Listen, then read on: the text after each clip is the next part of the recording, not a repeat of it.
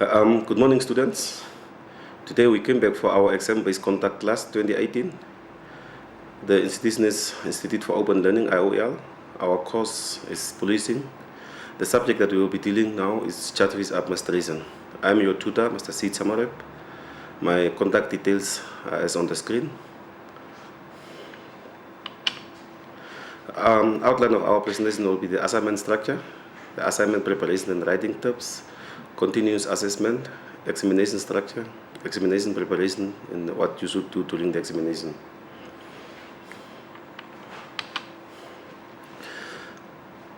The first will be our assignment structure. Answer all the questions. There will be no choose and left questions, so all the questions in the paper should be answered. There will be short and long questions of marks ranging from 1 to 20 points. All the questions in the assignment and the examination are from the content of the study material provided by IOL. The total marks for the assignment is 120. You are expected to submit your assignment for you to qualify for the examination. So you need to complete your assignment well in advance, submit it so that you can get your CA mark to qualify for the examination. Your preparation for the assignment. Students should read the questions carefully before answering or starting of your assignment. You are not limited to the study guide only, but may consult any other relevant supplementary source of information. You can browse on internet, you can consult your library for books. Collect all the relevant study material that you will need in preparation for your assignment. Once again, you are reminded that you need to gather all the relevant information before you start with your assignment. It is always best to get all the information so that you can structure how you should answer your questions. The better you prepare, the better marks you score in your assignment. Look at what is required from you in the question, like whether you should discuss it, whether you should explain it, or whether you should list it. Students tend to answer questions that request them to discuss or explain, then they only list bullet points instead of discussing. If you only list, you will lose valuable points because you list and then or you name it and then you discuss it with examples. That's where the lecturer or the tutor will realize that you demonstrate good understanding of the subject. When you are prepared to answer an assignment, try by all means to summarize the information you obtain from the books, journals, and internet.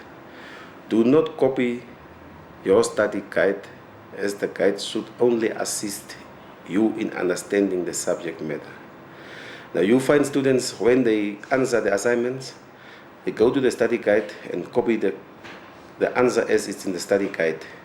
You don't explain in your own, you don't even give examples of what you are required, and that can amount to plagiarism because you copy it without even citing the source where you get the information. I should warn you that you need to rephrase or paraphrase whatever content that is in the study guide to demonstrate your understanding of the subject matter.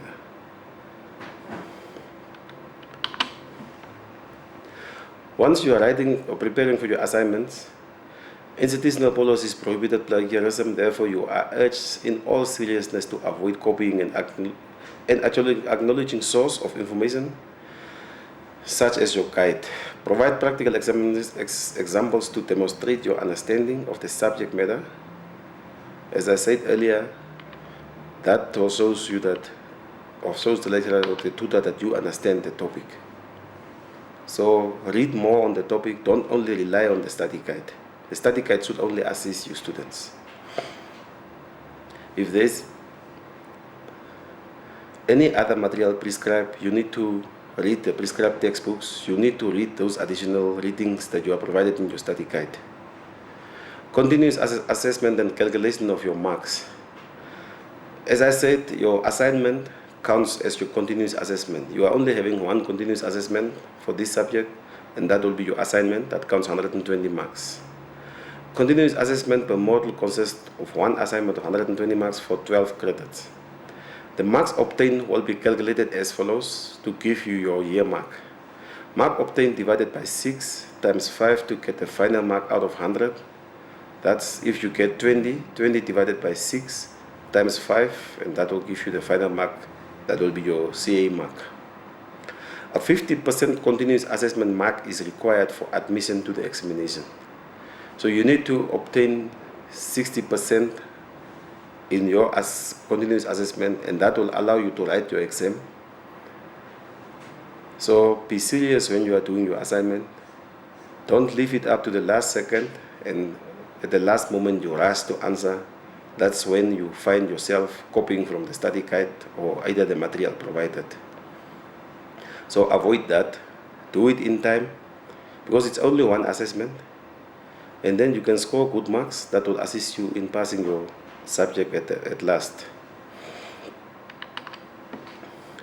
A final pass mark of 50 is required, calculated by 60% of the examination mark and 40% of the continuous assessment. So your 40%, your final mark that you get in your assessment, the assignment, will be calculated against 40%. And then after that, a sub-minimum of 50 must be attained in the examination. Example, suppose assignment continuous assessment mark is 50. Examination mark is 50. Then you take 40% of the 50, that will amount to 20, because it will be calculated like your 50% that you obtain in your assignment times 40 divided by 100. That will give you a mark of 20. Your 50% in the examination that you obtain will be calculated against 60, because it will be times 60 divided by 100, that gives you 30. So 30 by 20 gives you the final mark, that is 50, that is required for you to pass the subject. Anything less than 50% in your continuous assessment and your examination will not allow you to get the 50% required to pass the subject. Then you will be required to redo it or enroll again in the next term to do it over. So guard against that one. Try by all means to get the best in your continuous assessment, because there you are having time. You can consult any other resources. But once you're in the examination, unless you studied, it's tough luck. Then you will not be able to have any assistance from any other material. So do the best in your assessment, and then it will be easier for you to pass the subject. Your examination structure, the duration of the examination for 12 credit, it's 2.5 hours. Written examination of 120 marks. Answer all the questions in the paper. There will be multiple choice questions, true and false statements, and other short questions of marks ranging from 1 to 5. So normally your multiple choice questions, your true and false statements, are taken from across the study guide. So you need to read your study guide thoroughly. Otherwise you will not be able to answer all the questions if you only read specific chapters in your study guide. Additional to the paper will also consist of long questions that will be ranging from 10 to 20 marks. All questions in the examination paper are from the content of the study guide provided by IOL. So you need to read it carefully. Timetable. Make sure you know the venue of your exam and the time it started. Because I find some students are still calling the tutors. They wanted to know the venues. They wanted to know when they are writing the subjects. Please, I'm not an administrative staff of IOL, so I will not be in position to answer those questions. Consult your regional officers. There are regional coordinators in all regions. If you can get hold of them, you are free to call your IOL headquarters in Windhoek and request your examination timetable. That will have all the information regarding the examination, the venues and time. Material. Remember to carry enough pens, watches, rulers, student card. Student card is your access to your examination venue, so students are required to carry your student card at all times. And any other material that will be required when writing your exam. If you are required, for instance, to have a calculator, you need to provide yourself or bring a calculator to the exam venue. So you know your subject and you know what will be required from you during the exam, and that you need to bring all whatever is needed. But in this case of your subject, chart fees administration, you will only be required to have a ruler, pen, for you to be able to write your exam. If you don't have a pen, you will not be able to write, because anybody else might only have one, and there will be nobody to borrow you. Read all the topics in your study guide as preparation of your examination. On multiple choice questions, filling in missing words and true statements. Study hard for the examination to avoid disappointment. Students tend to fail to study for the examination, and then they put the blame on the tutors when they fail. Students need to spend time and thoroughly read the following topics in preparation for the assignment and the examination. Feeding and clothing of prisoners by members. Know the meaning of the following terms: suspect, charge accepted, suspect, charge, arrest. Those are common terminologies in this subject, so you need to know them. What should be recorded in a notebook? That is important. Know the abbreviations that you find in this study guide. Verification of vehicle in transit, the purpose and completion of indemnity by claimant, Polc 557 form. Article 1 of the Namibian Constitution. The police procedure when ownership is established of found property. Procedure when cancelling items reported stolen, lost or found to the crime information unit. Normally, if you found a property, it is circulated to find out whether it was not reported from any other station in the country. That's why you need to report it to the crime information unit once it's recovered at your place or once it's stolen, so that whenever it's recovered, if you send it back, they can find out who is the lawful owner. Whether it's found in Jetmans and the owner sits in Zambezi region, as long as it's of crime information unit, the information, they will be able to trace the owner. A case docket can be opened at any station, whether it's not having a jurisdiction. If the members at the station knows that you, for instance, are living in Hobabas and you were only here in Windhoek for some time and then something happened, you can register your docket, open your docket at the Hobabas police station, and they can transfer it to Windhoek where the crime took place, because the place where the crime took place is the jurisdiction for that. So they will transfer it. So you need to know transfer of case docket, information that must appear on the front page of a case docket. That is the information that assisted you on the crime itself, the particulars of the owner, whether this property was recovered, on what property are stolen. All court processes are always indicated on the front page of the case docket, so that you need to know. Warning of an arrested person to appear in court. Normally the warning of arrested person goes almost the same procedure as when you are given a traffic ticket. You are given a date to appear in court, the notice that you are given, that is your warning to appear in court. If you fail to appear, then the process starts of warrant of arrest, and then you might be arrested for contempt of court and all this. Searching of an offender prisoner at charge office. Searching is authorized by our criminal law, constitution, and all the legal instruments. There are specific procedures how and when you should search. Searching of male and female, there is a specific requirement that female must be searched only by female. If there is no police female, you can request that a female civilian to assist of search.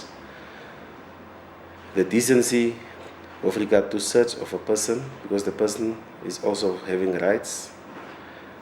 The cell management by a station commander in order to ensure the safe custody of the inmates. Those inmates, whenever they are arrested and locked up, are immediately under the care of the station commander or the station management. So the cells where these people are staying should be managed, they should be clean, and all sub-objects must be removed from those places to avoid any injuries while those guys are in custody. So they must be treated human, and the cells must be managed in a way that makes it safe for human habitation. Investigation of investigating officer's case register, the Polc 22. You need to know how it's ended, when it's used, and what is the purpose of it. How firearms and ammunition can be forfeited by the state. The process where you go through the magistrate for forfeiture of the firearm. That's when the person that is carrying the firearm or owning the firearm is not capable enough to carry such a firearm. There is specific procedures with regard to it. You need to know them. What to do if a property is handed to a member on duty outside the police station. Sometimes our members of society or community can pick up valuable items on the street. And if they know that they are honest enough and it's not them, they might stop any police officer on the street and hand it over. The requirement of any police officer to carry a notebook applies. You enter your particulars in your notebook, you make the person to sign in your notebook, and then there is a procedure how you should handle this further by handing it in at the police station. You need to know it. During the examination, students make sure that your student number is written correctly, if possible, on all pages of your answer script. Write your details as requested on the script. You find students that still stapler the paper very much confusing. So please try by all means to put your questions or your answers in order from question 1 to 4, even if you do it last or whenever, so that you can just indicate clearly. Sometimes you mark question 3 while you are still marking maybe 2 or 3 points, then comes question 4 on the next page. Once you have already allocated points, and then at the last page you find the rest of the answer of question 3, and that is getting confused. So mark your question sheets clearly when you answer it. Write down the correct model name. It creates confusion when you hand in your assignments, because when it comes to IOL headquarters, and it needs to be allocated to the tutors. If you don't write the correct subject code and name, it will always go to a different tutor that is responsible for that subject. And it will take for him time to see that this paper does not belong to him, because the only time that he will know is that when he starts marking it, and it can create confusion. Because you send a sheet of wrong paper, and then you need to send it back to IOL, and then they need to contact again the correct tutor, and then all these processes can take long, and that delays the release of your results. Read instructions carefully and ensure you know what is required before you start writing. Sometimes you'll find that there are questions that sound similar but having different requirements. But if you just read it and then you see firearm and then you start answering, you might be answering the handling of firearm instead of the forfeiture of firearm. So read it carefully so you can know what is it that is required by the paper for you to answer. Understand the instructions that is given on the question paper. That is very much important. Do not dive into writing of first reading the entire paper. Read the paper first and see what is the requirements and how you should approach it. Students tend to answer wrong questions and lose valuable marks. Answer questions in the correct sequence as they are in the question paper. Don't start from, for example, of question 1, 3, 5, then you write 2, 4 at the end of the paper. It is very much confusing. If it happens in such a way, at least clearly mark it. And if you, after you completed question 1, and then if you decided that question 3 you understand it better and you need to answer it first, indicate that question 2 will be appearing on what page in your, or at last, so that one can know that question 2 is somewhere else. That will assist you to avoid confusion. You are not permitted to take any form of notes into your examination room. That is dangerous. You can be banned from any academic institution for the rest of your studying career, or because it always reflects on your study record.